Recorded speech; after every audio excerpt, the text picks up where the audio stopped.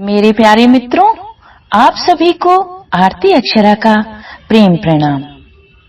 एक बार पुनः एक साधक मित्र का प्रश्न लेकर आप सभी के सामने उपस्थित हो रही हूँ। पूछती हैं, खुशबू को जन्म देने के लिए पत्थर नहीं मिट्टी होना पड़ता है, इस बात को विस्तार से समझाइए।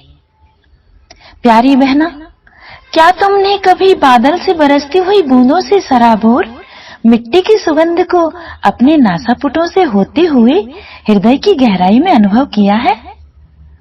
ऐसा लगता है ना, जैसे साक्षात परमात्मा बूंद बनकर मिट्टी का सांधापन लेकर मन प्राणों को महका गया हो। ऐसा लगता है जैसे ब्रह्मांड के सारे फूलों की खुशबू उन छोटी छोटी बूंदों में इकट्ठी होकर मिट्टी के साथ मिलकर हमारे तन मन में नव जीवन का संचार कर रही हूँ। हमारे तन मन में नव ऊर्जा का, नव जागरण का संचार कर रही हूँ। लगता है जैसे मन प्रांगण में सृष्टि का श्रृंगार लेकर पुष्प खिल गए हों। भावनाएं मयूर बनकर आत्मा के आंगन में नर्तन करने लगती हैं। लेकिन क्या तुमने कभी सोचा कि वही बारिश की बूंदें पत्थर पर भी पड़ रही हैं? पत्थर मिट्टी की तरह नरम और ग्रहणशील नहीं है, इसीलिए तो बूंदें बरसी और बह गईं। पत्थर जैसा था वैसा ही रह गया। जिस तरह एक चम्मच को चाहे कढ़ी में डुबाओ या फिर मीठी चाशनी में, चम्मच पर उसका कोई प्रभाव नहीं पड़ता, ऐसे ही पाषाण हृदयों पर कभी भी परमात्मा का फूल नहीं खिलता।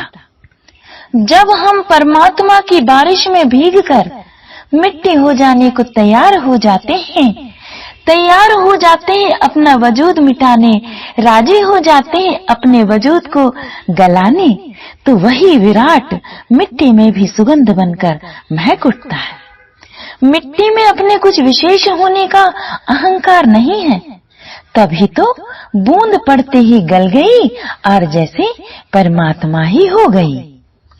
ऐसे ही जिस दिन, जिस पल, जिस क्षण हम अपने विशेष होने की पहचान को मिटाने राजी हो जाते हैं, अपने अहंकार को गलाने राजी हो जाते हैं, तो हमारे मन रूपी मिट्टी आत्मा रूपी मूर्ति में साकार होकर साक्षात परमात्मा ही हो जाती है। एक बीज में अंकुर कब फूटता है?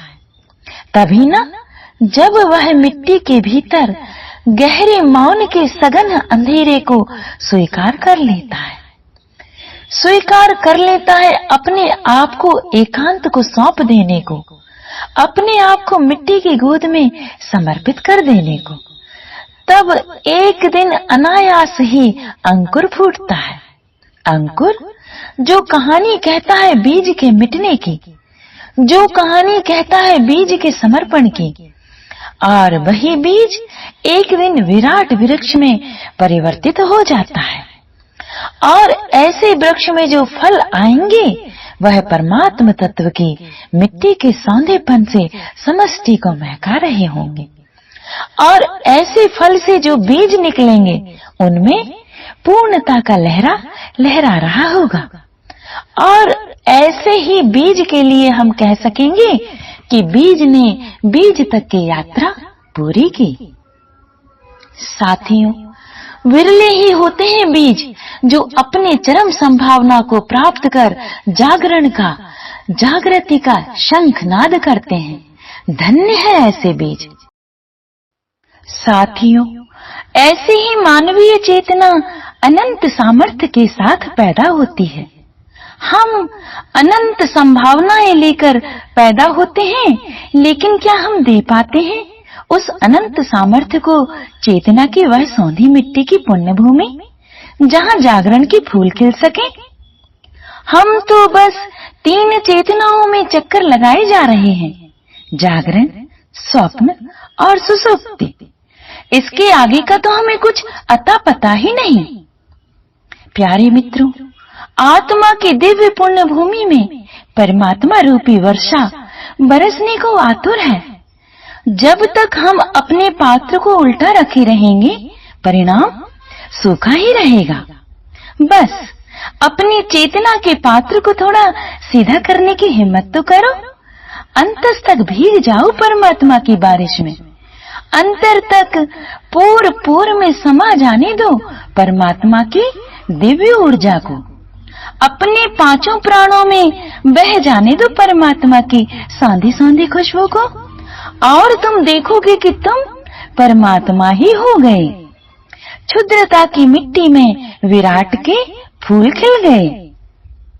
साथियों, मिट्टी के शरीर को यदि जीते जी मिट्टी जान लोगे, अपने विशेष होने की पहचान छोड़ दोगे, तोड़ दोगे जिस दिन नाता अपने नाम रूप रंग जाति से, उस दिन जीते जी इस मिट्टी से परमात्मा फूल बनकर खिल उठेगा।